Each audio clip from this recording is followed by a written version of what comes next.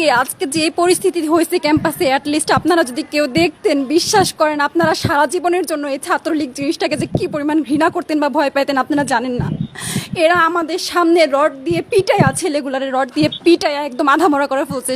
তারা এসে আমাদের পেছনে লুকাইছে, আমাদের বোরকার পেছনে, আমাদের ওড়নার পেছনে লুকায় বলে, আপু আমাদের একটু লুকায় রাখেন, আমাদের ওরা মাইরা ফেলবে, আমাদের বাঁচান আপু বাঁচান। আমরা তাদের ওড়না দিয়ে বোরকা দিয়ে লুকায় রাখছি, সেইখান থেকে আমাদের ধাক্কা দিয়ে ফেলে দিয়ে তাদের বের করে আবার মাথায় রড দিয়ে মারছে, এমন অবস্থা।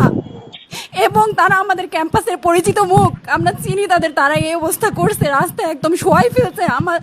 আমাদের হলের মেয়েদের বুকে বড় বড় যে আসতো ইট, এই ইটগুলো বুকে ফেঁকে দিছে, মানে একদম পুরো বুকে লাগছে, এরকম জামা কাপড় ছিঁড়ে ফেলছে, এত বাজে অবস্থা।